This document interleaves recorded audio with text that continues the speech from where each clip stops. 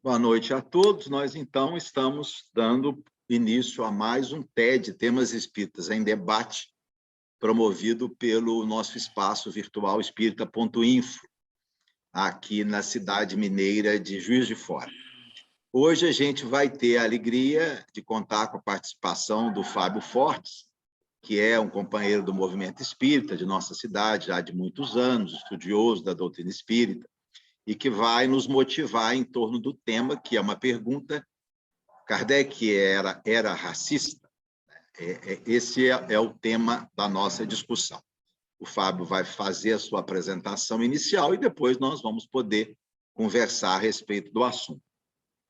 Dona Beth, já que a internet melhorou, só pode fazer a prece inicial para nós.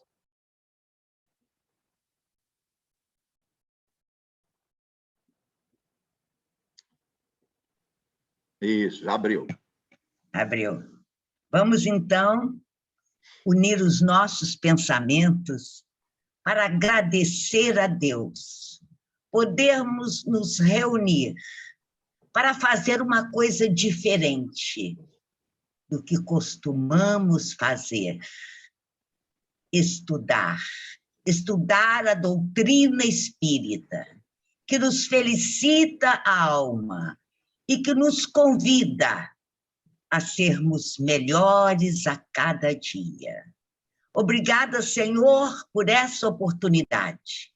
E fica conosco, agora e sempre. Assim seja. Fábio, fica à vontade. Bom, boa noite a todos e todas. É uma grata alegria reencontrar amigos de longa data, companheiros do Instituto de Difusão Espírita, outros amigos do Movimento Espírita de Juiz de Fora e também amigos e companheiros de movimentos de outras regiões.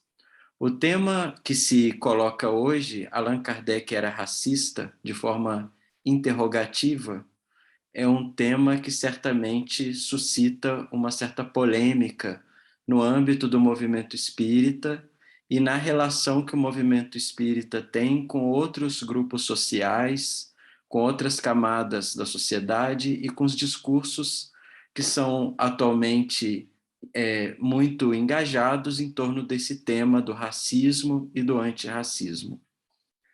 Kardec era racista? Para a gente entender essa pergunta, a gente precisa... Eu vou aqui me limitar a delinear aqueles pontos presentes na obra de Kardec pelos quais poderíamos sublinhar um certo racismo. E, por outro lado, também entender como que esse termo racismo ele se desenvolve historicamente e como ele se constrói no seio da sociedade e se torna um tema importante nos nossos dias. Em primeiro lugar, essa questão do racismo e no espiritismo decorre de uma contradição que é percebida no âmbito da própria doutrina espírita. Qual é essa contradição? A contradição de que o espiritismo tem como um dos seus pilares a chamada lei de igualdade, como está lá no Livro dos Espíritos, pela qual todas as criaturas de Deus, todos os espíritos, são criados em condições iguais e todos eles estão destinados à mesma condição futura e são, portanto, todos essencialmente iguais. Essa ideia da igualdade, do tratamento igualitário entre os seres, que é íncito à própria doutrina espírita, se apresenta, por exemplo, no próprio Livro dos Espíritos, na questão 803, na questão 806, especialmente, quando Kardec, por exemplo, fala que as diferenças sociais existentes são diferenças que decorrem da ação humana, portanto, não são diferenças naturais. E também, mais para frente, lá na questão 829, quando os espíritos da codificação se colocam claramente contra a instituição social ainda vigente naquela época da escravidão, no século XIX. Então, esse é o espiritismo, de um lado, no pilar da igualdade. Por outro lado, a gente encontra efetivamente em alguns momentos da obra de Kardec, considerações que hoje são consideradas perfeitamente racistas. Quais são elas? A gente encontra lá na Revista Espírita, em 1859, em abril e em junho, nós temos uma discussão acerca da beleza, por exemplo, se a beleza é relativa ou absoluta. E lá em abril de 1859, um espírito chamado Benevuto Cellini oferece uma resposta que supõe uma superioridade dos brancos sobre os negros. Embora a resposta desse espírito em si mesma seja uma resposta que vai relativizar uma noção absoluta de beleza, a maneira como ele responde supõe uma aceitação da ideia de que os brancos são mais belos do que os negros. Em 1859, em junho, portanto, no mesmo ano, existe um testemunho de um espírito recém-desencarnado que teria habitado um corpo de uma pessoa negra e que descreve os sofrimentos, as dificuldades, as aporias, as exclusões que experimentou ao longo de sua vida. E, depois desse testemunho desse espírito, Kardec dirige uma pergunta ao espírito benfeitor de São Luís, lhe perguntando se a raça negra é efetivamente inferior.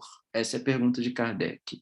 O espírito de São Luís não responde objetivamente a essa pergunta, mas informa que a raça negra desaparecerá da Terra, o que supõe, o que sugere que se trata de uma raça inferior que, à medida que evolui o espírito, ela também deixa de ter lugar. Na Revista Espírita de 64, nós encontramos a afirmação totalmente direta, clara, explícita, de que a raça branca ocupa o primeiro lugar na Terra. Isso é uma informação dada por um espírito também não identificado. E a parte mais problemática é o próprio artigo assinado por Kardec no livro Obras Póstumas, num capítulo que tematiza a beleza, em que parece que Kardec efetivamente aderia às teorias antropológicas de sua época, segundo as quais as raças negras eram efetivamente inferiores. Então, Kardec chega a afirmar nesse capítulo que os negros possuem traços grosseiros, mais animalizados, o que parece pressupor uma qualidade moral e intelectual igualmente animalizada, digamos assim. Então, essa é a contradição que nós encontramos. Para analisar essa contradição, eu elenco alguns pontos, eu acho que não vai dar tempo de apresentá-los aqui nessa breve introdução, mas que eu vou tentar sumarizar, e se for o caso, depois a gente complementa. Em primeiro lugar, a gente tem que considerar que a codificação espírita, ou seja, o conjunto de obras, sejam aquelas que correspondem ao chamado Pentateuco, né, kardeciano, sejam aquelas outras que também foram redigidas por Kardec ou dirigidas por Kardec, a codificação e mesmo a própria doutrina espírita representa não um sistema fechado. Nós não entendemos o espiritismo na perspectiva de um sistema dogmático, de um sistema cujos princípios encerram dentro de um conjunto de livros. Pelo contrário, o espiritismo é uma doutrina progressiva, o que significa que ela está, sim, vulnerável a ter imprecisões, contradições, falhas e mesmo equívocos que podem e devem ser transformados, melhorados, aprimorados. Esse é o primeiro ponto que a gente tem que considerar. De modo que um equívoco de apreciação não é propriamente um problema, tendo em vista o caráter aberto da doutrina espírita, a menos que a gente compreenda o espiritismo como um sistema fechado de dogmas, né? Segundo ponto a ser considerado é o caráter polifônico da obra espírita. Muito embora a obra espírita espelhe em sua globalidade o que nós poderíamos chamar de um sistema, de uma perspectiva de compreensão do mundo, de uma filosofia, como Kardec chamava, o espiritismo ele congrega diferentes vozes. E essas diferentes vozes estão nos espíritos propriamente que ali comparecem. Então, por exemplo, muitas opiniões são atribuídas a espíritos que são nomeados. Existe a própria voz do Kardec, que não deixa também de ser uma voz singular. E essas vozes se dispõem em obras que não têm o mesmo peso, digamos assim. Essas obras, elas devem ser avaliadas dentro do peso relativo que elas têm dentro da obra como um todo. Então, uma coisa é o Livro dos Espíritos, outra coisa é o livro Obras Póstumas, cuja publicação, aliás, nem temos garantia de assegurar que tenha sido franqueada pelo próprio Kardec, uma vez que foi efetivamente publicada póstumamente. Terceiro ponto é que o Espiritismo ele se coloca no século XIX inicialmente como uma ciência. A abordagem inicial, a gente pode até discutir mais para frente, em que medida o Espiritismo ainda na época de Kardec vai se tornando uma religião, mas o Espiritismo inicialmente se coloca como uma investigação em torno de um objeto de pesquisa. E esse objeto de pesquisa é o espírito.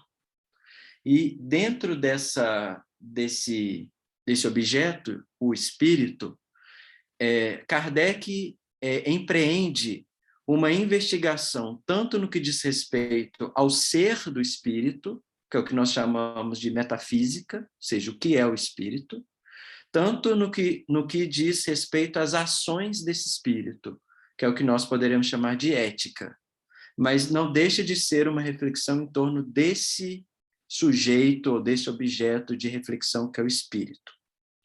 Tendo em vista isso, é claro que Kardec mobiliza conhecimentos oriundos de outras disciplinas de sua época, dentro do entendimento que lhe era disponível. Então, Kardec mobiliza, por exemplo, reflexões científicas da física da época, da astronomia da época, da geologia da época, da biologia da época. Isso está patente na obra espírita. E hoje, quando lemos a obra espírita e nos deparamos com as informações, nós temos que reconhecer que são informações datadas, não são informações ainda válidas. O conhecimento que Kardec tem, que apresenta em sua obra sobre astronomia, geologia, biologia, psicologia, não mais são conhecimentos aceitáveis à luz do estado da arte dessas ciências hoje. Do mesmo modo, no campo das ciências humanas, Kardec lança mão de conhecimentos da antropologia de sua época, da teoria da história de sua época, que hoje também não são mais atualizadas. Então, por que eu estou falando isso? Porque a teoria racial que emerge dessas colocações espelha um debate sobre a antropologia do século XIX. Ora, será que essa antropologia ela é ainda válida? Essa pergunta. E outro ponto que a gente tem que falar é que portanto, essa teoria racial que está vigente nesses comentários, ou seja implicitamente, seja explicitamente, como nesse texto assinado por Kardec em Obras Póstumas, espelha uma certa ciência do século XIX, no que diz respeito à antropologia. E ela se estrutura basicamente em torno de duas ideias não mais admissíveis, que uma delas se trata de uma ciência já cultivada desde os antigos gregos, que é a fisiognomia, segundo a qual o corpo humano, a face humana e os gestos humanos deveriam ou poderiam espelhar um ideal de harmonia encontrado em alguns seres humanos e que corresponderia a uma espécie de excelência moral ou anímica, um estado interior. Então, essa teoria da fisiognomia, por exemplo, subjaz a toda uma história da arte a partir do mundo grego até o Renascimento Se a gente pensa, por exemplo, em Leonardo da Vinci, que além de um grande pintor, era também um anatomista, quando ele busca, por exemplo, o homem vitruviano, quando ele representa suas obras de arte dentro de proporções particulares, que geram uma harmonia em relação à forma humana, é porque está ali implícita a ideia de que a forma espelha um conteúdo. Então, o corpo, ele é também uma expressão da alma. Essa é a teoria da fisiognomia, que no século XIX está posta em debate, mas que ainda tem pessoas que aderem a essa teoria, muito provavelmente Kardec. O outro pilar que está em jogo dentro dessa perspectiva é uma outra teoria, que essa já é própria, que começa no século XVII, no século XIX ainda é claramente aderida, que é a frenologia, que é a teoria segundo a qual o formato do crânio e do córtex encefálico diz respeito a características intelectuais dos indivíduos, intelectuais e também morais. Então, essa ideia de que você poderia, por exemplo, identificar um criminoso a partir do estudo do formato do rosto, da face e do tamanho da cavidade encefálica, isso era ciência na época de Kardec. E essa ciência, ela estava na base de muitos estudos. O próprio Kardec tem um texto em que ele fala frenologia espírita, e provavelmente subjaziam essas teorias raciais do século XIX. E eu cito, só como exemplo, para encerrar essa introdução, aquele filme Vênus Negra. Não sei se vocês tiveram a ocasião de assistir, um belíssimo filme. Filme de 2010, me impactou muitíssimo. Conta a história de Saartjie Baartman.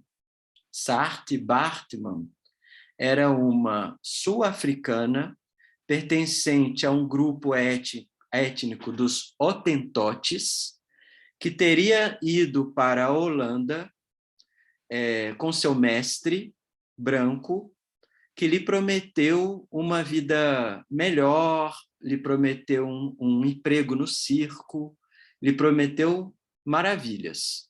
Quando ela chega na Holanda, ela vai trabalhar, é uma história real, ela vai trabalhar efetivamente no circo, como uma atração, um ser extravagante, incomum, né? A gente tem que imaginar naquela época que não havia tanta comunicação, século XIX.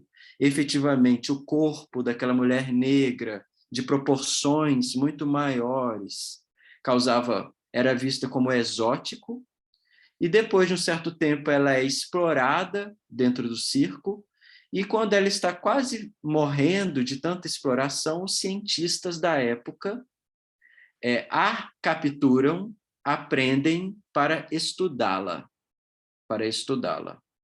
Então, é um excelente filme que revela justamente essa perspectiva científica da época.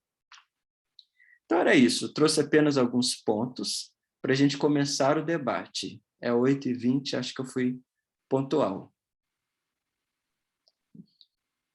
Até demais, né? Você até podia falar mais um pouquinho, mas daí você volta a falar depois, então, não é? A gente abre para o pessoal aí para eles começarem, e depois você pode ir tomando também durante o transcurso, não precisa esperar o final, não, tá? Sempre que você julgar. Vamos seguir, pessoal, a mãozinha aí, né? Ou a mãozinha eletrônica, ou então só sinalizar aí, e a gente vai liberando para vocês os comentários aí. Elias Moraes. Eu tenho uma pergunta, que, se possível, eu gostaria que o Fábio, ainda aproveitando os 20 minutos, que ele nem explorou direito, Fábio, ainda ajude a ponderar. Eu tenho defendido que a teoria da raça adâmica é uma teoria racista, e que nós, enquanto espíritas, não podemos repetir essa teoria atualmente, sem cometer, inclusive, um crime do ponto de vista da lei vigente na atualidade. Como você encara a teoria da raça adâmica, que está na obra kardeciana, está muito claramente apresentada no livro A Gênese. Emmanuel, depois, em cima dela, desenvolve toda uma ideia em cima do livro A Caminho da Luz. Depois, Edgar Armond dá outro segmento em Os Exilados de Capela. Então, assim, a gente tem a literatura espírita inteirinha replicando essa teoria, que, a meu ver, é uma teoria racista. Como você analisa? Eu agradeço, Elias, muitíssimo pela sua pergunta. Eu não refleti sobre esse tema enquanto eu preparava esse estudo. Então, antes de eu formular, talvez, minha opinião, eu gostaria de te responder com uma pergunta. Por que você considera essa teoria racista? Aí não vale. Aqui é o Aí não TED. vale, né? Não, porque se eu entender o seu ponto de partida, talvez eu possa Entendi. comentar um pouco melhor. É porque a teoria da raça adâmica, eu até achei que você ia citá-la, né? Porque você disse aqui, eu até anotei aqui, eu estou anotando tudo que você disse, estou encantado com a sua apresentação. Para mim, assim, olha, é tudo que a gente precisa pensar, né? Quando você diz a teoria racial que emerge dessas colocações espelha um debate a respeito da antropologia do século XIX. Eu anotei literalmente o que você disse. Então, emergem algumas teorias, e uma delas é essa teoria, segundo a qual vieram seres de outros planetas mais desenvolvidos aqui para a Terra e que se espalharam em regiões diferentes do planeta, dando origem a diferentes raças, onde a raça mais evoluída que se organizou seria, portanto, claro, a minha, nós aqui brasileiros de Minas Gerais, né? Então, aí o Kardec vai concluir que a Europa é realmente o povo mais evoluído, e você falou da beleza e etc., né? Então, é a raça mais evoluída. E daí, inclusive, a ideia da evolução das raças para um ideal onde seriam todos brancos, onde não existiriam mais negros. Exemplo, essa plateia nossa aqui, que plateia mais branca, né, gente, por falar nisso. Então, assim, eu entendo que a teoria da raça adâmica ela está apoiada nessa noção de antropologia que se fundamentava, inclusive, numa avaliação de evolução, de progresso, que era baseada na avaliação tecnológica, que, inclusive, poderia incluir a produção de armas. A Sim. Inglaterra era mais evoluída que a Índia, era mais evoluída que a China, porque ela foi capaz de subjugar militarmente e matar muita gente na Índia e na China, né? Então, assim, portanto, a Inglaterra era mais evoluída. A espiritualidade indiana não contava como evolução. Então, tem todo esse viés fundamentado na tecnologia, numa visão particular de cultura, num olhar específico de filosofia, de ciência. Então, tem uma cultura que é apresentada como suprassumo e, portanto, mais evoluída que o restante. Então, Certo. é nesse sentido que eu considero que a teoria da raça adâmica seria uma teoria racista. E aí gostaria Ótimo. realmente Sim, você então me ajudar. vou tentar trazer a discussão a esse ponto. Eu agradeço muitíssimo, muito embora você já me lance na arena do debate mais delicado, né, que a gente pode fazer no Espiritismo. Mas acho que a ideia do TED é essa, né? Mas vamos lá. Quando a gente pensa em teoria racista ou em racismo, a mim me parece razoável compreendermos que o próprio termo racismo ele também é histórico. Então, como eu falei, Kardec é racista. No século XIX, Kardec não é racista. Ponto final. Muito pelo contrário, ele está até à frente do seu tempo, na medida em que ele defende igualdade entre os espíritos, quando ele defende igualdade entre homens e mulheres. Ele está até à frente do seu tempo. Ele antecipa bandeiras, por exemplo, que são bandeiras do século XX. A bandeira, por exemplo, da igualdade dos gêneros é uma bandeira do século XX. Vamos lembrar que na França as mulheres não votavam até 1945. Na França. Então, a gente vê Kardec à frente do seu tempo em alguns temas. Então, o racismo, no século XIX, não faz muito sentido. O próprio termo racismo, ele só vai aparecer no finalzinho do século XIX. Ele vai entrar em debate propriamente na década de 30 do século XX. E então, essa discussão sobre racismo ela é uma discussão que decorre de uma reflexão que avança, sem dúvida, no século XX, mas só faz sentido dizer que Kardec é racista quando a gente olha Kardec a partir de agora. Então, as afirmações kardecianas são racistas à luz do que nós compreendemos hoje? São racistas. Agora, Kardec era racista no século XIX? Não. Mas eu não vou fugir do seu tema. Teoria das raças adâmicas, por exemplo, eu agradeço por você ter exposto, em linhas gerais, esses elementos. Eu estou totalmente de acordo que quando você, dentro desse modelo, né, de compreensão do surgimento do espírito encarnado na Terra, você pressupõe uma hierarquia entre esses povos, e, curiosamente, o povo que ocupa a posição mais alta é o europeu, é o branco, é o caucasiano. Você tem ali um reflexo justamente de uma concepção ou de uma pré-concepção tácita de que é a raça branca que está acima das outras. E então eu estou de acordo com você que não dá mais para a gente sublinhar esse tipo de pressuposição. E eu falo isso pelo seguinte, olha, a Teoria das Raças Adâmicas, que vai aparecer, por exemplo, no Consolador, né, do Emmanuel. Se não me engano, o Consolador é uma obra que foi publicada ainda nos anos 40, se é que não foi anterior, né? E a base do A Caminho da Luz também. A Caminho da Luz, principalmente. Também é uma obra dos anos 40, ou antes, talvez. Eu não me lembro a data. Mas não é posterior aos anos 40, com certeza não. O que acontece na Segunda Guerra Mundial? Acontece que esse modelo da racionalidade, que você fez referência muito bem, dos avanços tecnológicos que finalmente garantiu o triunfo dos impérios europeus. A gente tem que pensar que o século XIX é a era dos impérios, né? É o Império Francês, é o Império Belga, é o Império Holandês, é o Império Inglês. Essa racionalidade que aparentemente sugeria uma superioridade, um otimismo que tem a ver com otimismo cujos fundamentos é o iluminismo, né? Não nos esqueçamos. Esse otimismo que parecia dizer que os europeus, de fato, eram o centro luminoso do mundo, foi completamente derrubado justamente na guerra. Porque a Segunda Guerra Mundial mostrou justamente que a racionalidade europeia levou ao maior morticínio até então registrado na história da humanidade, com o Holocausto incluído nele. Então, a Segunda Guerra Mundial promove uma grande mudança de paradigma nessa compreensão. Eu me refiro, por exemplo, ao texto do filósofo Adorno, que se chama A Educação após Auschwitz, que mostra que, depois de Auschwitz, todo esse ideal racionalista europeu de superioridade não é mais possível, porque foi a racionalidade europeia que conduziu ao nazismo. Inclusive, aquelas teorias racistas às quais eu fiz referência há pouco, a frenologia, especialmente, estavam na base da ciência nazista, que mediam as raças de acordo com esses conhecimentos da época.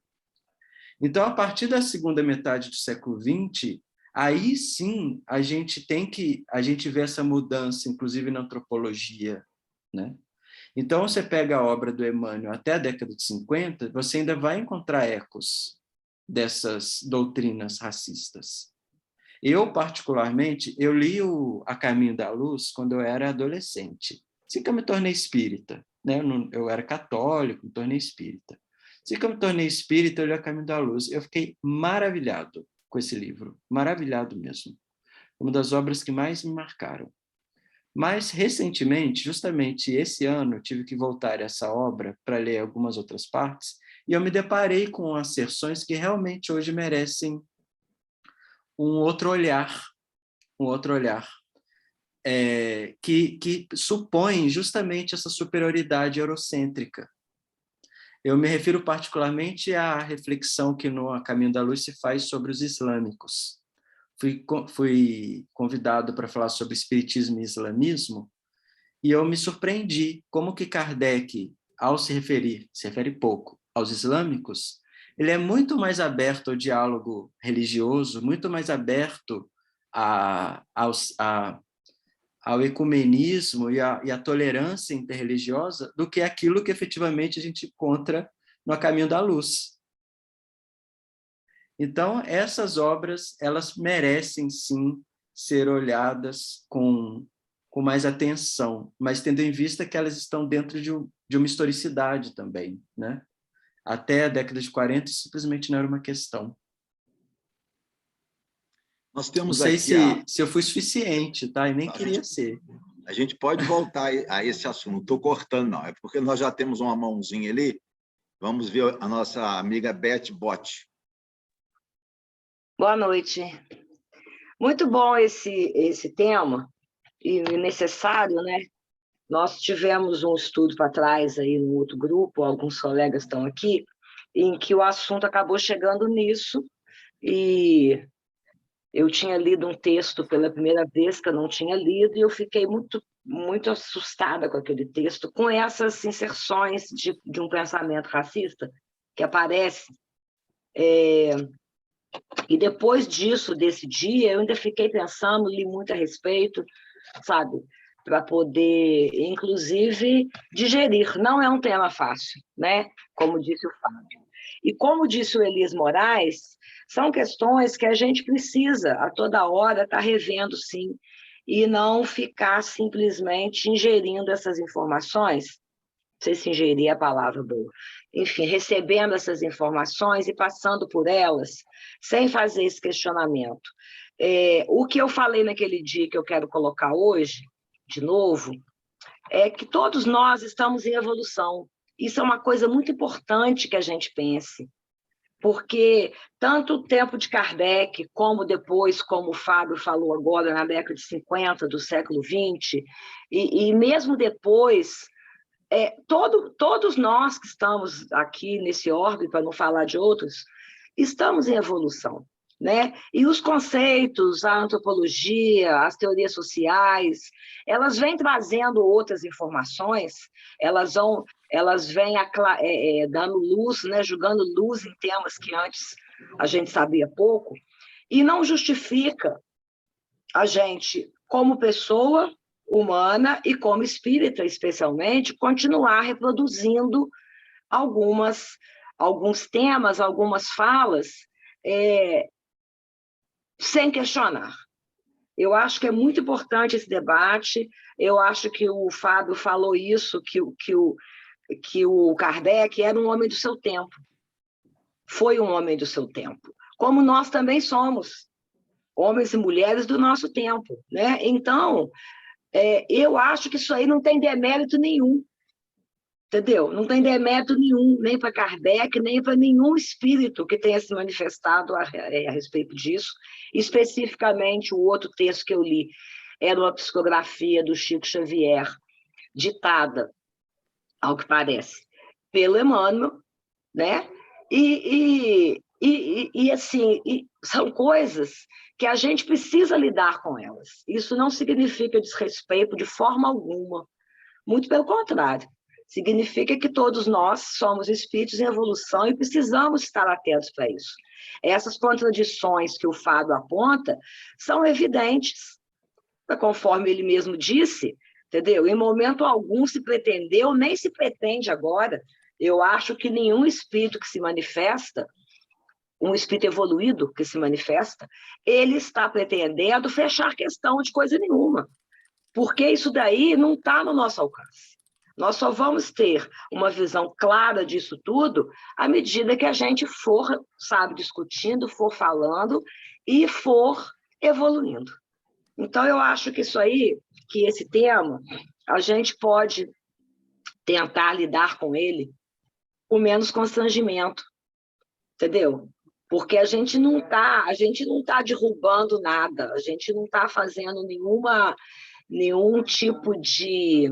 A gente não precisa ir para fogueira, a gente não precisa acender fogueira para ninguém, para poder discutir determinadas coisas. A gente precisa enfrentar essas questões. entendeu? Que são questões do espírito, entendeu? Dos espíritos em evolução. Então, é isso que eu queria dizer, até para complementar, que tem colegas aqui que estavam no outro estudo, para complementar isso, que a gente precisa lidar com isso, eu preciso lidar com isso com mais tranquilidade, entendeu? Até para superar as minhas limitações, a minha desinformação, sabe? A minha falta de atenção com o que está à minha volta. Então, era isso que eu queria falar hoje. Obrigado, Beth. Agora, me parece, Elis, que a correlação da raça adâmica com a pele branca, a etnia branca, não foi apresentada por Kardec, não. Foi apresentado por Emmanuel, em A Caminho da Luz. Kardec fala de um povo que veio, mas que ele não relaciona a chegada da raça adâmica, dos capelinos, com a etnia branca. Isso é Emmanuel que coloca, se eu não me engano, se eu tiver... Está na Gênese, Ricardo, está na Gênese. Aí o Emmanuel desenvolve acrescentando a ideia do planeta Capela, né, do sistema Capela, né? Mas a ideia da raça adâmica, a teoria da raça adâmica e a afirmação de que a raça negra seria inferior, essa aí está em Kardec. Aí o Emmanuel desenvolve em A Caminho da Luz, né? O Fábio lembrou bem, é de 1939. Aí o Emmanuel desenvolve agregando a ideia de que esses espíritos vieram de Capela, criaram aqueles 5 núcleos de desenvolvimento, né? E aí, na abordagem do Emmanuel, os negros seriam os povos primitivos da própria Terra. Sim, mas olha só, o Emmanuel vai dizer que a chegada da raça adâmica, dos capelinos, levou ao aparecimento da etnia branca. Essa correlação é ele que faz. Kardec não fala em raça branca. Kardec não relaciona o branco com a raça adâmica, entende? Essa correlação do branco a gente não vê na obra de Kardec. A gente vê com Emmanuel. A Daí quer colaborar, se eu estiver errado, Daí pode falar. Não, na Gênese tem uma menção, se me permitir, há-se, pois, de considerar as raças negras, mongólicas, caucásias, como tendo origem própria, como tendo nascido simultaneamente ou sucessivamente em diversas partes do globo. O cruzamento delas produziu as raças mistas secundárias. Os caracteres fisiológicos das raças primitivas constituem indício evidente de que elas procedem de tipos especiais. As mesmas considerações se aplicam, consequentemente, assim aos homens quanto aos animais, tal. E no parágrafo anterior ele trata exatamente dessa migração, né, que ocorreu para a Terra, nessa raça adâmica, os descendentes de Adão, né, que seriam mais inteligentes. Tem uma correlação, sim, na Gênese. Elias não com a pele branca. Seriam mais inteligentes, mas não com o aparecimento da etnia branca. Sim, mas ele coloca no parágrafo seguinte, né, a raça negra, qual é o termo que ele usa para os selvagens aqui? Os mongólicas e as caucásias, né, não selvagens, ele não usa raças negras, as mongólias e as caucásicas. Fala ter origens próprias e as raças adâmicas, né, nas inteligentes, e aí a correlação é natural, né? No eurocentrismo, a raça branca que era a mais inteligente. A correlação é montada. Pode não estar explícito ali, né? Mas a hora que você... Não precisava nem falar, viu, Ricardo? Mas está dito. Não, porque o Emmanuel é claro. A chegada dos capelinos fez surgir a etnia branca. Isso é claro. Mas em Kardec não me parecia tão claro assim. Ô, Ricardo, eu posso aproveitar e fazer uma pergunta e um comentário? Bom, Fábio, primeiro, parabéns pela apresentação, show de bola.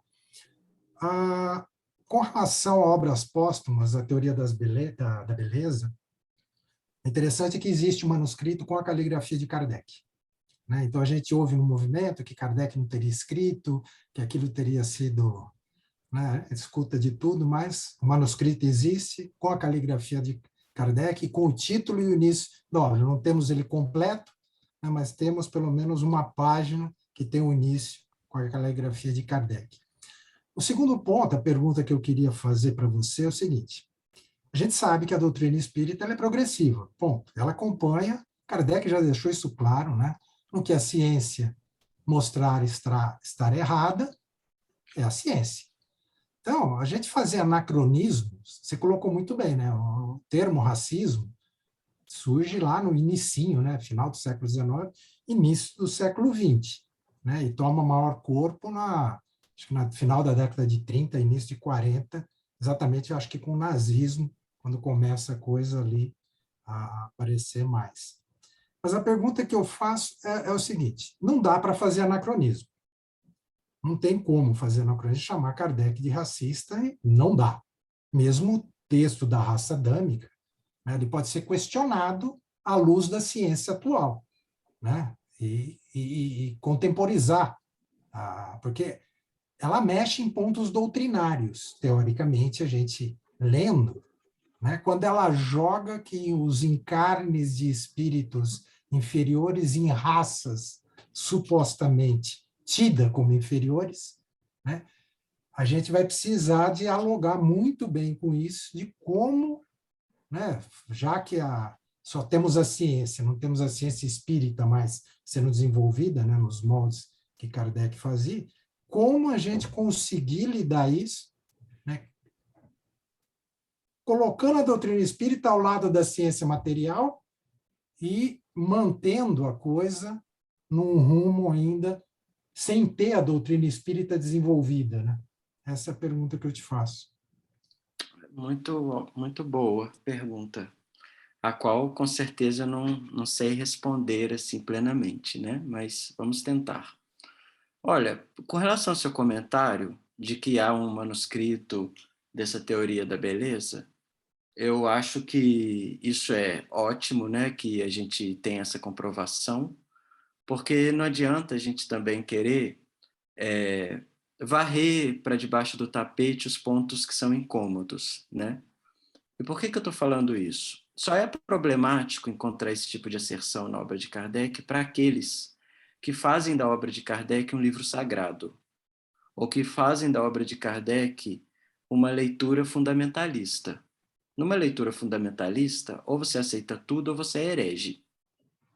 E não dá para aceitar tudo, porque a obra de Kardec é um código, é uma codificação. Ou seja, entre o código e a compreensão existe um esforço hermenêutico. Assim como eu me deparo diante da obra de um filósofo da antiguidade, minha especialidade, e eu preciso fazer um trabalho de compreensão desse texto para que ele continue fazendo sentido, também nós, diante da obra de Kardec, precisamos ter uma atitude interpretativa ativa, mobilizando, inclusive, instrumentais de compreensão da nossa época. Então, beleza. Então, vamos tratar essa questão, que é uma questão histórica. Sim, existe o aproveitamento de teorias que hoje são teorias racistas. Na época não eram, mas hoje são. Agora, em que medida essas teorias elas comprometem, digamos assim, o edifício doutrinário? Em que medida? Porque seria a segunda pergunta que você faz. Como a gente colabora para compreender ou ressignificar a doutrina espírita, tirando esses elementos que não mais poderiam ou podem ser admitidos? Eu, honestamente, Adair, não tenho uma resposta pronta, mas eu vou trazer uma discussão que talvez possa ajudar.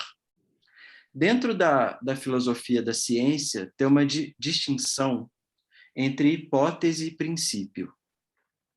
Muitas dessas discussões, onde encontramos a mobilização de teorias científicas da época de Kardec, a mim me parecem como discussões de hipóteses explicativas. Veja que a Gênese, que é o livro A Gênese, dos 5 livros, é um dos que mais tem esse tipo de conhecimento. A gente vê, por exemplo, textos sobre as eras do globo, que Kardec está analisando uma hipótese com relação à evolução do planeta Terra, em que ele mobiliza conhecimentos geológicos do seu tempo, e que não são mais admissíveis. Ora, aí a gente fala, bom, então, aqueles conhecimentos são estruturantes dentro daquele texto das eras do globo. A hipótese de Kardec precisa ser reavaliada, mas isso não é um princípio doutrinário, do ponto de vista da epistemologia mesmo. O princípio estruturante da doutrina espírita não está comprometido com essa hipótese. Então, a mim me parece que o princípio espírita é o princípio da evolução do espírito. Esse é o princípio. Esse princípio ele está no Livro dos Espíritos. Agora, se essa evolução inclui uma evolução que também fazia, na compreensão da época, uma distinção entre raças, isso é uma hipótese que Kardec avalia. Eu acho que, bom, eu não sou também, né, o grande especialista, mas na minha leitura, especialmente da Gênese, de obras póstumas, eu vejo um caráter muito mais especulativo, muito mais de testar caminhos de compreensão do que ensaios que são fechados em torno de um tema. Volto à questão do racismo. O texto sobre a beleza, ele tem lá a posição de Kardec, efetivamente, uma posição que hoje é racista, como eu falei, mas ele termina com a mensagem de um espírito, se chama Lavater, se não me engano, que é um espírito que justamente nuança e aponta na direção contrária à tese que Kardec havia acabado de apresentar. Segundo a tese de Kardec, se sublinhava a diferença entre as raças. Já o espírito Lavater, ele vai dizer o quê? Ele vai dizer o seguinte, até anotei aqui, que nenhuma beleza é absoluta, que a única beleza absoluta é a beleza divina, e que todo tipo de beleza humana é relativo. Quando você tem essa ideia que Kardec estampa no final do seu próprio texto, o que a gente compreende? A gente compreende uma abertura dialética no próprio texto do Kardec. Embora ele, pessoalmente, esposasse a tese que ele próprio apresenta, não estou negando, mas ele coloca um texto que nuança, relativiza, etc., o que, para mim, diz algo sobre o modo como a gente deve ler esse texto. A gente deve ler esse texto considerando que se trata de um debate. Então, é assim que eu vejo, sabe? Eu não tô querendo, assim, salvar Kardec, né? Justamente não, mas eu acho que também não chega a comprometer as bases da doutrina espírita, pelo menos não essa reflexão sobre a beleza. Essa reflexão sobre a beleza, ela é absolutamente secundária, do ponto de vista do edifício epistemológico mesmo da doutrina espírita. Gerry? Então, boa noite, gente. Fábio, que bom que você recobrou o texto desse espírito, que eu estava aqui só tentando lembrar o nome que eu já tinha visto em relação a essa divergência, né, do que o Kardec coloca, que o espírito depois vem colocar.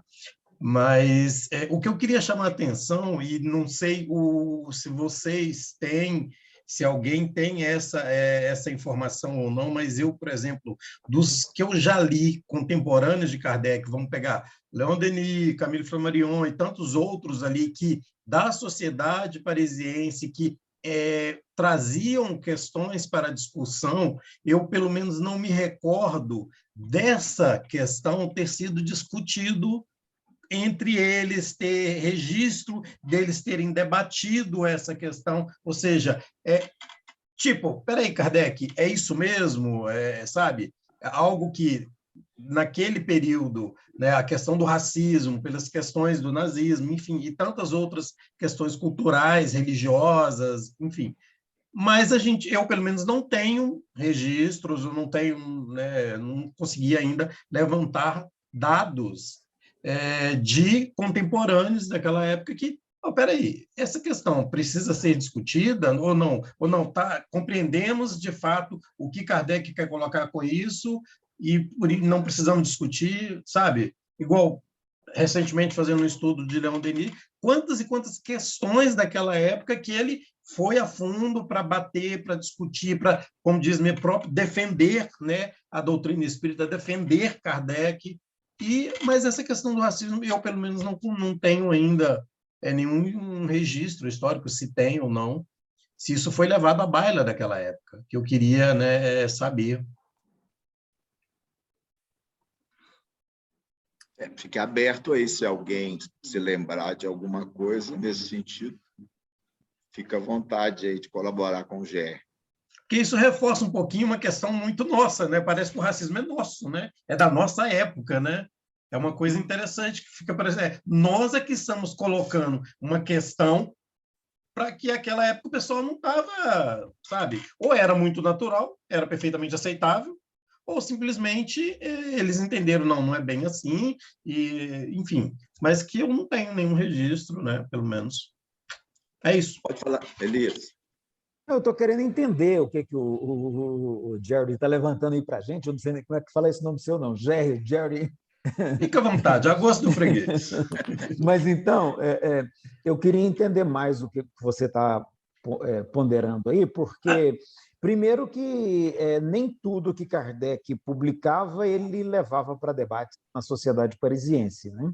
Isso aí fica bem claro quando a gente vai correlacionando a Revista Espírita com o que ele faz depois nas publicações. E o segundo, porque eu acho que mesmo se levasse, esse assunto na época nem existia. Esse assunto nem existia, aliás, pelo contrário. Havia um consenso social de que os brancos eram superiores mesmo, havia um consenso social. Tanto que os negros poderiam ser escravizados e vendidos, comercializados como animais. Então, assim, eu estou querendo entender, né, nessa ponderação sua, como é que você tá situando essa questão sua, porque, para mim, o debate sobre racismo ele vai aparecer, você pontuou muito bem, aí de 1940, 1950, mais especificamente 70, 80 para cá. Né? A minha questão é exatamente bem centrada nisso, tá? Então, culturalmente, existia a ideia de que tá, branco, superior, beleza, né? Ou seja, o ariano é superior, tá? Mas nós estamos falando de uma codificação que veio revolucionar o pensamento e o entendimento do humano, da relação do humano, da relação das pessoas. Então, você está endossando, então a questão é essa, sabe? Eu não vejo, por exemplo, em nenhum dos contemporâneos de Kardec, da sociedade parisiense, que se deu a estudar este novo fenômeno, né, principalmente a partir do Livro dos Espíritos e tantas outras publicações que vieram da Revista Espírita, eu não tenho nenhum registro de que, não, isso não foi uma questão a ser debatida por eles, ou seja, o humano é superior, e aí, então, o que está escrito ali só está reafirmando, eles não tiveram, sabe? Ninguém teve esse interesse, ninguém teve essa curiosidade a partir de uma doutrina. Se você me permite. Claro. Não, todos os contemporâneos faleceram. Pegar Leon Denis, acho que em 1926, 27, Lombroso, que foi o grande, né, da frenologia, utilizou isso, acho que foi no início do século XX, Gabriel Delany também. Quer dizer, essa discussão é recente. A ciência tomou isso, né? A frenologia foi ultrapassada bem depois. O termo racismo, como o Fábio colocou, é algo dos anos 30, final dos anos 30. Todos os contemporâneos acho que já tinham ido. Essa discussão é nossa agora. Mas eu vejo um ponto interessante nisso que você levanta, se é que já pode emendar aqui, né? Perdão. Claro. Mas eu vejo um ponto interessante nisso que você levanta, porque nós fomos treinados, né? Nós fomos condicionados, adestrados, até um pouquinho pelo próprio professor Hipólito, eu adoro chamar ele pelo nome dele. Né? Ele, de certo modo, contribuiu para isso, na medida em que ele apresenta a literatura dele, o Livro dos Espíritos, pelo menos na primeira e na segunda edição, como tendo sido cuidadosamente revisado pelo Espírito da Verdade. Né? E eu já brinquei, no meu livro até eu brinco com isso, eu falo assim, olha, se o Espírito da Verdade revisou mesmo, então ele era um péssimo revisor, porque da primeira para a segunda, um bocado de coisa que depois ele mudou. E se a primeira estava revisada, então por que mudou? Né? Então, assim, a gente foi acostumado a pensar que foi tudo revisado pelo Espírito da Verdade. Talvez aqui no nosso meio até tem alguns que defendam que o Espírito da Verdade é o próprio Jesus, né? Que só faltou ser em carne e osso ali.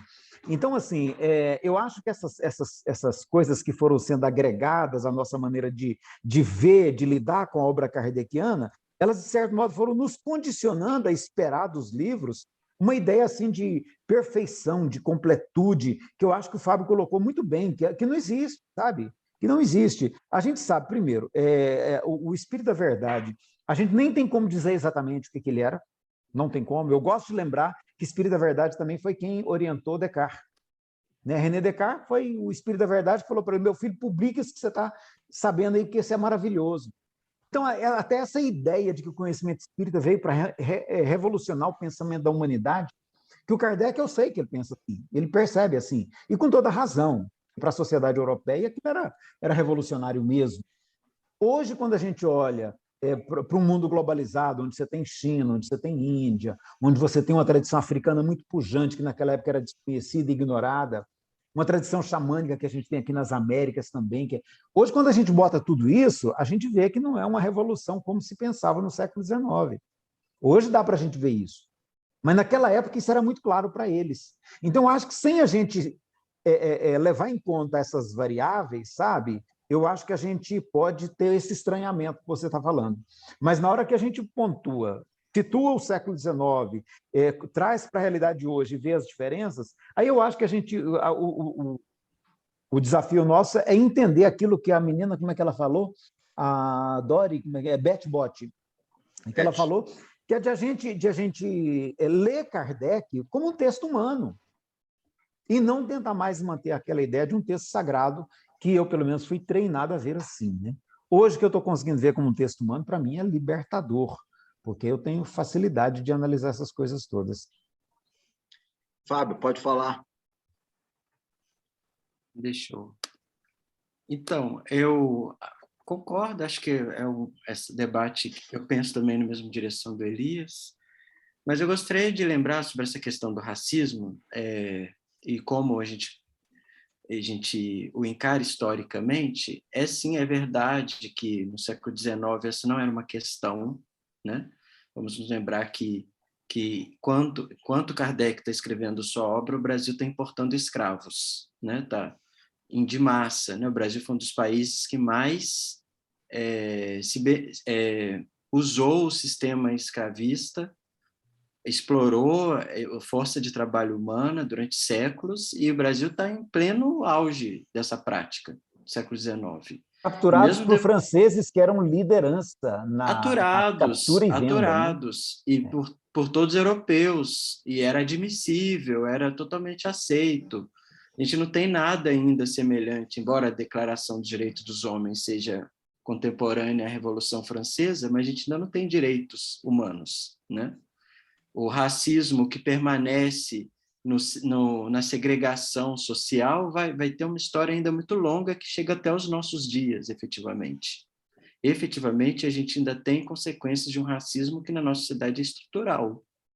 Não é oficial, mas é estruturante, é estrutural da nossa sociedade.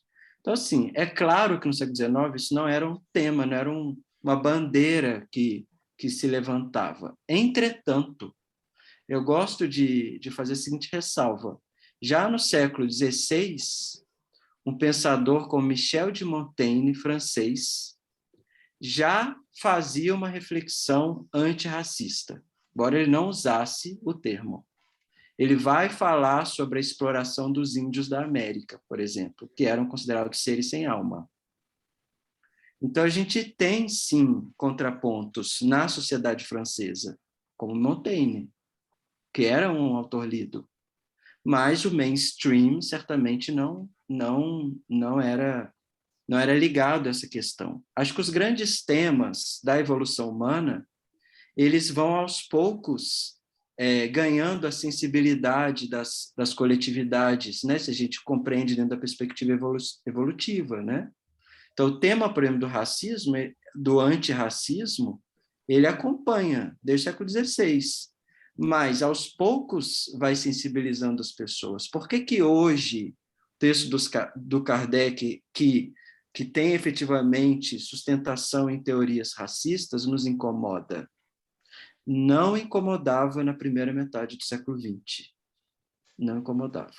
Muito embora o tema da igualdade, que esse sim é o princípio espírita, fosse muito mais estruturante na ação dos espíritas, inclusive no Brasil. Muitos espíritas eram abolicionistas, por exemplo, né? Então, à medida que a gente evolui, esse tema vai ficando mais... ele vai nos incomodando mais, né? Agora, a questão como que a gente faz, né, diante de um texto que tem elementos racistas? É isso que eu diria, né? Vou até deixar aberto se alguém quiser responder. A gente vai fazer o quê? A gente vai fazer um index, vai cortar as páginas do livro do Kardec, vai escrever Pessoal, proibido para menores, vai fazer. o pessoal que ainda não falou, vamos motivar alguém aí. A turma de baixo, a turma de cima é a turma que está falando. A turma de baixo aí, segunda corrente. Elias, Elvésio, Elias, Vantuil, Bete, Antônio. Se vocês não falar, volta para a turma de cima aí. Não, deixa eu cobrar que o Eli fale, porque hoje ele me falou, e agora ele está calado ali, sendo que ele tem a resposta para isso que o Fábio colocou agora. Eli, então vamos lá, Eli. Você foi citado, Eli. Do TAC, do termo de ajustamento de conduta. Não, tem resposta, tem perguntas. É interessante, eu vou repetir algo que você já falaram, mas só com outras palavras, porque na divulgação que a gente fez hoje, teve pelo menos 2 pessoas que me perguntaram assim, mas por que vocês vão discutir isso? Né? Por que vocês vão discutir isso? Como se fosse uma coisa assim... Não tem discussão sobre isso, né? Já está definido. Kardec não era racista, ponto. Eu falei, mas aí mandei uns links, né? Que por exemplo, até mandei para várias pessoas, de uma ação popular impetrada em 2011, que o pessoal queria tirar os livros espíritas de circulação acusando de racismo. Né? Então, não é um tema assim que a gente está criando. Né? Um dos meus meninos aqui falou assim, vocês estão querendo causar na internet? Não, não é isso. Né? É uma discussão que, conforme vocês já colocaram, não existia antes, e se a gente não fizer, vai parecer que a gente está no século XIX de novo. Não tem o que discutir. Né? É como se tivesse definido. A questão que vocês já pontuaram, né? Mas que eu acho que a dificuldade, muitas vezes, em relação a temas como esse, é justamente a leitura, a mudança de leitura que está sendo feita em relação ao espiritismo nesses últimos anos. Né? Não é uma mudança só do movimento espírita, é uma mudança da sociedade como um todo, porque não é só dentro do movimento espírita que um monte de verdades e pontos definidos estão sendo questionados, isso é na sociedade como um todo, né? Muitos pontos estão sendo questionados, mas eu acho que é um tema que muitas vezes mobiliza as pessoas, pelo que o Elias falou. Se eu parto do princípio que há pontos que são questionáveis ou que, dizendo claramente, podem estar completamente errados do ponto de vista atual, como que eu vou saber quais são os certos? Essa insegurança de muitos espíritas e de boa parte do movimento espírita, até porque muitos espíritas têm o conhecimento espírita de segunda ou terceira mão, né? Eles não foram nas obras, não leram as obras, né?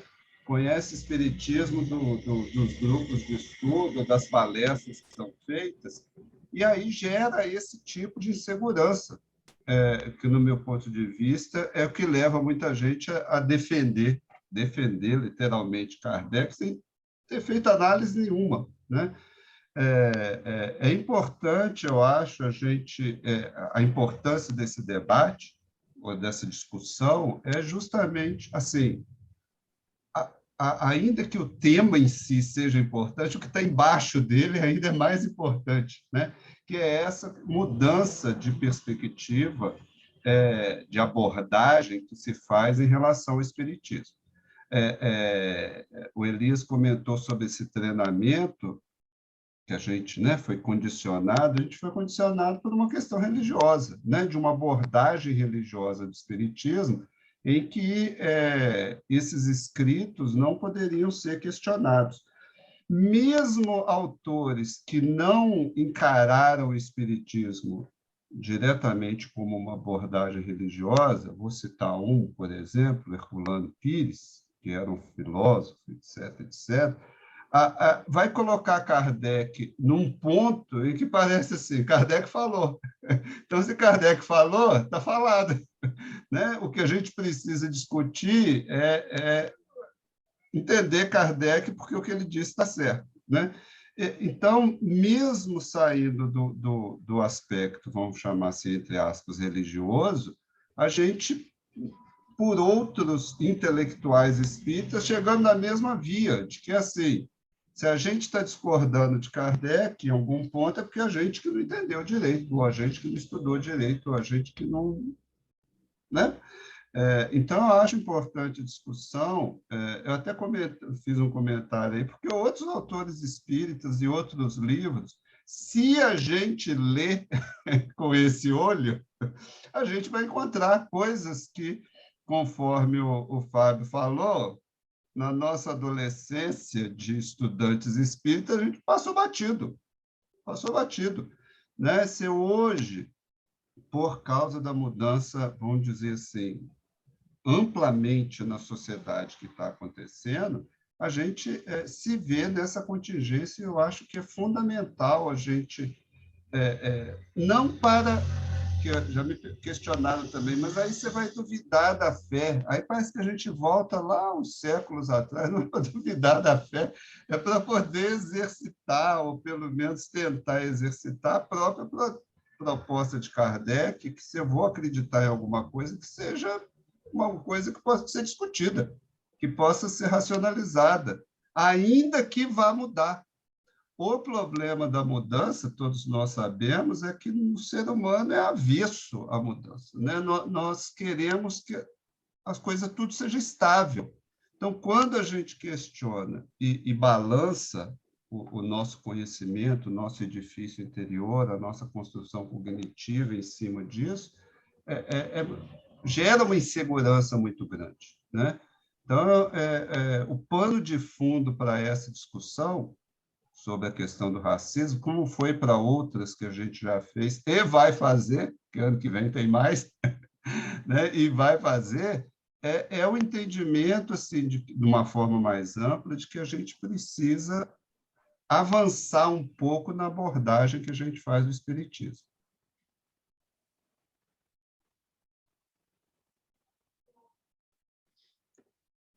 Continua aberto aí, pessoal. Ainda temos uns minutinhos.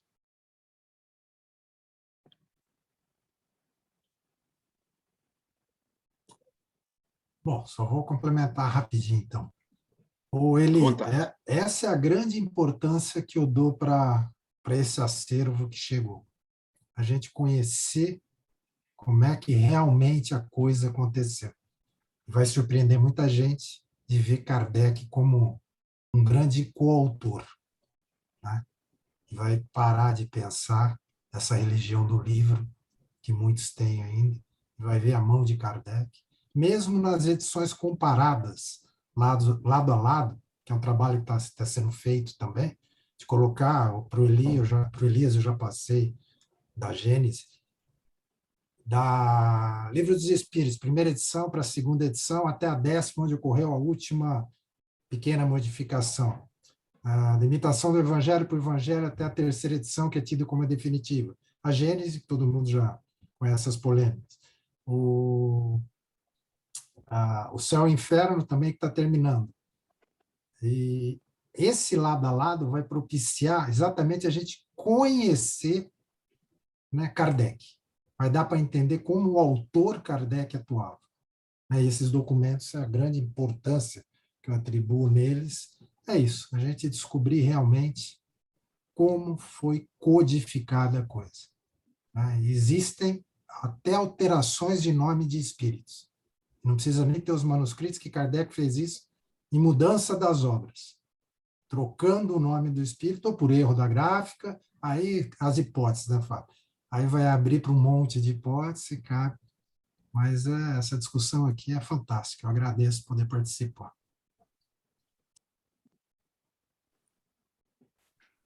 Eu acho que eu vou até aproveitar a fala do Odair também para sublinhar essa oportunidade, né, que temos hoje de conhecer um pouco mais desses documentos originais, muitos deles autógrafos mesmo, de Kardec, que hoje se tornam cada vez mais disponíveis e que permite que a gente veja como que o pensamento, né, kardeciano, ele foi sendo configurado, sim, em diálogo com os espíritos, né, evidentemente, mas é uma construção que também está dentro da sua história, que é atravessada pelos discursos da própria época, que reflete uma maneira particular de ver o mundo que era possível naquele contexto. Isso é típico para qualquer obra. Qualquer obra que nós lemos, nós temos que ter isso em consideração. O pensamento que a gente poderia admitir que permanece a filosofia espírita, a doutrina espírita, é algo que vai sendo construído historicamente e que a gente interpreta e ressignifica e até mesmo amplia à medida que também nós vamos sendo dotados de novas ferramentas de ver, né? Então, isso é muito importante, porque isso não retira, a meu ver, da obra espírita a sacralidade dela no sentido melhor do termo. Ela permanece sendo uma obra sagrada na medida em que ela revela princípios que presidem a condição humana na Terra, que é aquilo que nós espíritas acreditamos. Mas, por outro lado, tira da obra espírita todos esses penduricalhos, essa parafernália das religiões tradicionais, que são engessadas no tempo. Então, se a gente tira esse engessamento do tempo, a gente entende a obra de Kardec dentro do seu contexto. Então, dentro desse contexto, a gente interpreta. Então, se vocês me permitam, eu fiz a seguinte pergunta: o que a gente faz com essas passagens que têm elementos, né, que hoje são racistas, e são mesmo? Não dá para sustentar essas teorias raciais que estão refletidas ali. Muito embora elas não estejam refletidas, como eu falei, nos pilares centrais da doutrina espírita, pelo contrário, né? Como eu falei, existe uma contradição, mas não uma perspectiva racista. Mas o que fazer com isso? Eu, particularmente, não sei se vocês concordam, eu não sou favorável a uma espécie de tribunal que se colocam os autores do passado. Eu não sou favorável a colocar os autores do passado no tribunal porque simplesmente eles não podem se defender. E qualquer princípio de justiça pressupõe o contraditório, não é isso? Eles não estão aqui para se defender. E segundo, porque o tribunal ele é anacrônico. Ele é anacrônico. Eu posso julgar um autor da minha contemporaneidade se ele emitir um juízo racista. Isso sim. Eu posso considerar essa obra mediúnica que foi publicada há 5 anos atrás, ela é racista. Agora, o autor do século XIX, não. Entretanto, qual é a atitude que a gente deve ter? É a atitude crítica. Ler Kardec sem querer assinar embaixo todos os detalhes do tipo o mestre escreveu e está dito. Não. Ler Kardec de forma crítica. Porque esses elementos, eles não depõem contra a doutrina espírita, pelo menos não na minha leitura, até hoje. Não depuseram. E sim, ser crítico em relação a isso. Porque a atitude contrária, que é o do tribunal, né, ela é pouco, primeiro que ela é pouco aberta ao diálogo, né, e segundo que ela é totalmente incoerente. Porque, bom, se eu colocar Kardec no tribunal, então vamos colocar também Aristóteles, vamos colocar também Platão. E aí a gente vai colocar todo o edifício do pensamento humano no tribunal. E aí a gente não vai aceitar mais nada. Então não dá, é uma atitude antirracional, na minha opinião, essa atitude, né? Então, sei que isso é polêmico. Então, por exemplo, isso se estende, inclusive, a estátuas históricas, do meu ponto de vista, né? Uma coisa é hoje, prefeito da minha cidade, faz uma estátua de um racista na minha cidade. Isso é um problema, porque ele está colocando o símbolo hoje na minha cidade. Ora, a estátua de um homem do passado que está lá há séculos e hoje ele é considerado racista, para mim não faz sentido tirar, porque é a mesma coisa que arrancar as páginas do livro, porque eles são registros históricos, né? Então, essa é a minha perspectiva. Acho que eu não teria mais nada a acrescentar. Agradeço aí pela oportunidade do diálogo. Nós que agradecemos, Fábio. Elias, e você é o último, pode falar. Nós só para lembrar... Só antes do Elias falar rapidinho. O Elias, agora que eu vi no chat, tinha comentado sobre o TAC, que é o termo de ajustamento de conduta, né? Eu coloquei o link para depois quem tiver interesse aí, que em 2007 a FEB, junto com outras instituições espíritas, foi questionada juridicamente e, a partir dali, as edições passaram a ter uma nota explicativa motivada por esse tema que a gente está discutindo aqui. Pois é, e que eu acho, Eli, que o que precisava fazer hoje, que poderia talvez ser feito, né? Eu concordo com você, Fábio, eu acho que a questão é muito mais do leitor, o problema é muito mais do leitor, né? Mas eu penso que as editoras poderiam facilitar um pouquinho e colocar notas de rodapé.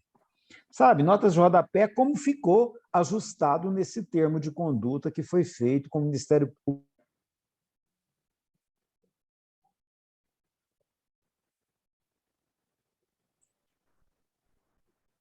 Acho que o Elias congelou lá, né? Ou fui eu? Não foi ele, né? Foi ele. E o termo não é cumprido, viu, Eli? O termo não é cumprido. Não, imagina. Só pegar as edições recentes e ver se tem. Desculpa, Elias, é que você tinha congelado. Ah, tá. Então, assim, eu acho que as editoras precisam tomar essa iniciativa antes que, novamente, a justiça seja acionada e a gente tenha que colocar por determinação judicial ao invés de por livre e espontânea vontade, sabe? Mas eu acho que isso aí realmente é muito importante que seja discutido e tem que sair do leitor, principalmente. Muito bom, pessoal. A gente quer agradecer imensamente você, Fábio, e a turma toda que participou aí tão ativamente, né? Foi um TED muito agradável, muito rico para todos nós. O próximo TED nosso também promete que vai ser se Kardec era evolucionista, né? Se ele evolucionista, né? Daqui 15 dias todos estão convidados. Quem vai fazer a motivação, o Elias conhece, é o Gabriel Garcia, que foi quem o entrevistou na fala dele lá para o ID, né? É o Gabriel Garcia, que fez o diálogo com você. Ele é que vai motivar a nossa discussão, né? Então, vamos agradecer nesses momentos finais, Senhor Jesus, essa oportunidade tão grata para os nossos corações, em que saímos daqui felizes pela oportunidade da discussão fraterna, da reflexão sadia, sincera, de quem efetivamente quer entender melhor para se posicionar melhor perante a vida. Somos muito gratos aos espíritos amigos que têm participado conosco desses encontros. E em seu nome, Jesus, em nome de Deus, nós damos por concluída a nossa reunião. Um abração a todos, gente. Boa noite. Obrigado, Boa noite. Parabéns, Fábio. Parabéns, Fábio. Obrigado, Fábio. Muito obrigado, Fábio. Muito obrigado a todos vocês, pessoal. Um abraço. Bom fim de semana a todos. Tchau, tchau. Tchau, Vespa.